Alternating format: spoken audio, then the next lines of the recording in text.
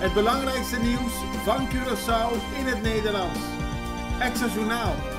Vers van de pers. Welkom bij Extra Journaal. Fijn dat u weer kijkt. We zijn terug naar het paasweekend en we hebben voor u het belangrijkste nieuws op een rij gezet. We beginnen met het bericht dat volgens de centrale bank er een negatieve invloed op het toerisme is. En dat komt allemaal door de plannen die de minister van Amerika, de president van Amerika, Donald Trump, heeft uitgesproken. De aangekondigde verhoging van de handelstarieven kan een handelsoorlog veroorzaken. En dat heeft een negatieve impact op het toerisme op Curaçao en Sint Maarten. Zo blijkt uit een analyse van de macro-economische implicaties die onlangs is gepubliceerd door de Centrale Bank van Curaçao en Sint Maarten. Volgens de bank was er al een risico dat de economische vooruitzichten voor onze monetaire unie negatief zouden worden beïnvloed door de Amerikaanse protectionistische maatregelen. Door de aankondiging van die maatregelen is dat nu een feit en dat kan onder meer ertoe leiden dat er dus minder toeristen hier komen en natuurlijk een verhoging van de spullen die we uit Amerika gaan halen. De bank roept op om iets te doen aan deze vooruitzichten en de nieuwe regering zal wat dat betreft ook plannen moeten maken. Beljaarts neemt afscheid van Ideeën Baudet. De leider van de Nederlandse partij Forum voor Democratie, Thierry Baudet, zei vorige week dat wat hem betreft de Nederlandse gebieden in het Caribisch gebied weer helemaal in handen van Nederland zouden moeten komen. Hij suggereerde bijvoorbeeld dat zo'n 500.000 Nederlanders op Sint Maarten zouden kunnen gaan wonen, zodat men daar controle over de situatie kan uitoefenen. Ook zou Saba gebruikt kunnen worden als een plek om alle asielzoekers binnen het Koninkrijk tijdelijk onder te brengen. De Nederlandse minister van Economische Zaken, Dirk Beljaarts, stelt dat het essentiële punt is dat de landen in het Caribisch gebied autonoom zijn in het bepalen van hun eigen beleid.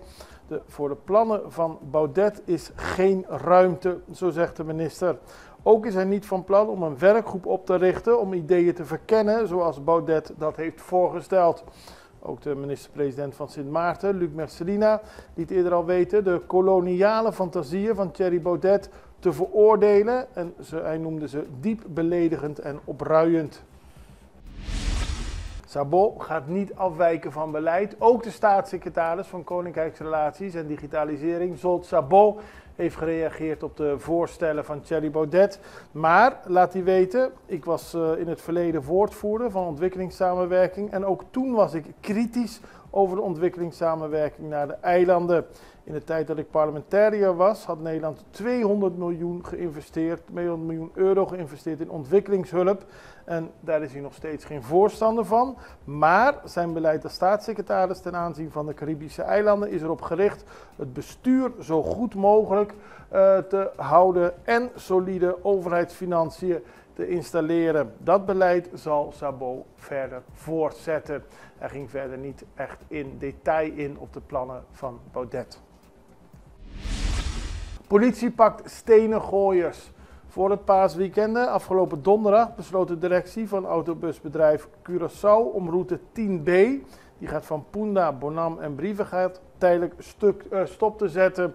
Dat was een gevolg van aanhoudend vandalisme. Het is al de derde keer op rij dat onbekenden stenen en glazen flessen gooiden naar de bussen van ABC die deze route rijden. Er zijn mensen gewond geraakt en is ook een van de ruiten kapot gegaan. En daarom heeft de ABC gezegd, we rijden die route voorlopig niet meer. Mensen kunnen op 10B-route nu gaan volgen, die grotendeels dezelfde route rijdt. Maar de extra meldt ook dat de politie de jongeren die verantwoordelijk zijn voor het vandalisme inmiddels hebben opgepakt. Het gaat om minderjarige jongen, dus het was nu de vraag of er toch daadwerkelijk weer gereden gaat worden. Maar voorlopig is 10A even uit de route.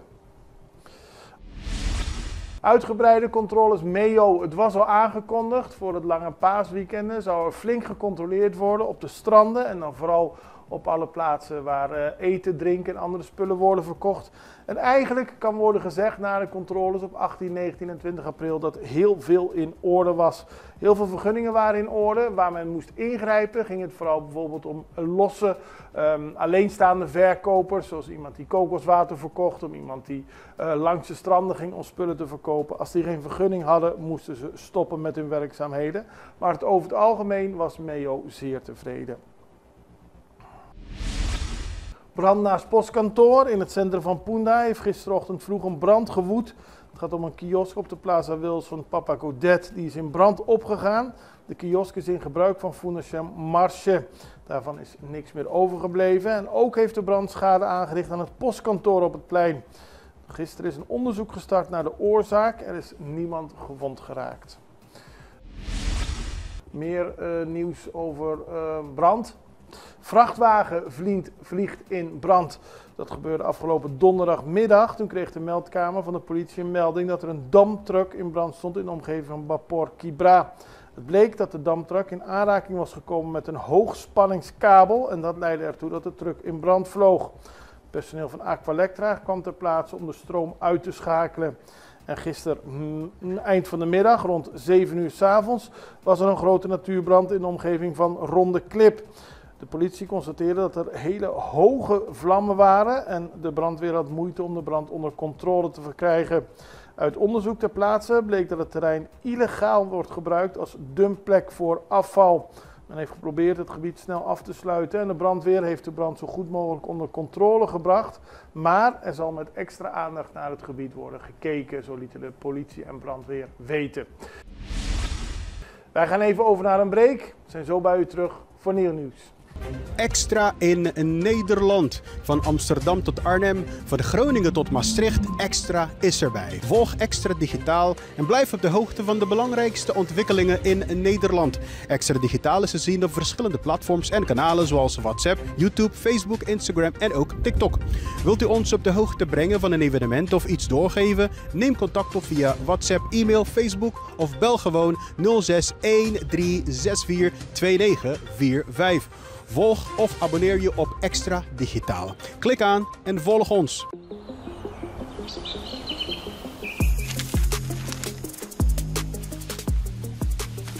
Welkom op Curaçao, een van de mooiste eilanden in de Caribiën. Een ware parel. En het is een eiland waar je van heel veel zaken kunt genieten. Van de natuur, van de zee, van het eten, van de mensen en zoveel meer. Curaçao is een eiland waar heel veel gebeurt op het gebied van politiek, cultuur, sport en zoveel meer. Een Extra Journaal brengt het belangrijkste nieuws van Curaçao. Maar we hebben ook aandacht voor al het nieuws op Bonaire en Aruba en op de bovenwinden, Saba, Sint Maarten en Sint Eustatius. En we belichten al het nieuws van alle kanten. Het nieuws is duidelijk, actueel en vers van de pers. Extra Journaal, elke werkdag op Salto. Op Curaçao zijn we de hele dag bezig met het maken van Extra Journaal. Volg ons op je favoriete Amsterdamse zender. Tauro.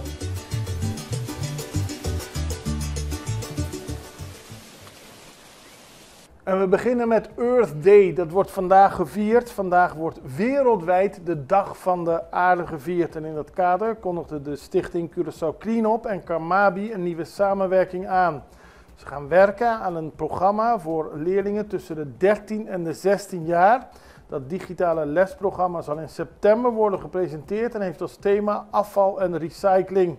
Het is gratis beschikbaar voor alle middelbare scholen op Curaçao. Docenten krijgen van de stichting Curaçao Cleanup en Carmabi een complete toolkit, inclusief een handleiding, vragen en dergelijke. En de komende maanden zal worden gekeken of er nog iets verbeterd kan worden aan het programma.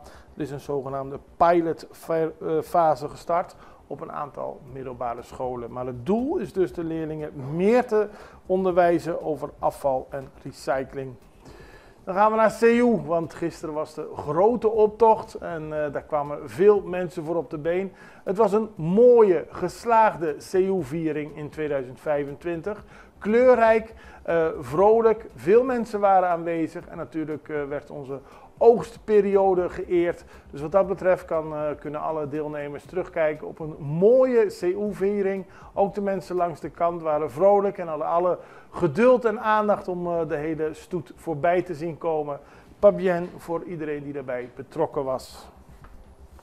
Dan gaan we naar Sint Maarten. Die bereiden zich voor op het carnavalseizoen.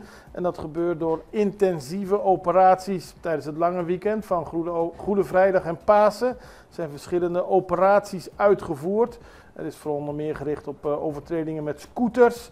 Er zijn naar verschillende punten gegaan waar veel scooterrijders bijeenkomen. Er zijn verkeerscontroles gehouden en er zijn in totaal 6 scooters onderschept, 3 boetes uitgeschreven en 4 scooters in beslag genomen vanwege technische en administratieve tekortkomingen.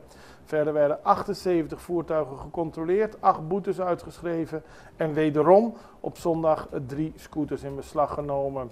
Er zal tijdens de carnavalsperiode vaker worden gecontroleerd, want behalve gekeken naar wat er mis is met de scooters, is er ook drugs en een vuurwapen in beslag genomen. Dan gaan we naar internationaal nieuws, want gisteren kwam de hele wereld te weten dat de paus is overleden en dat heeft tot een grote schok geleid.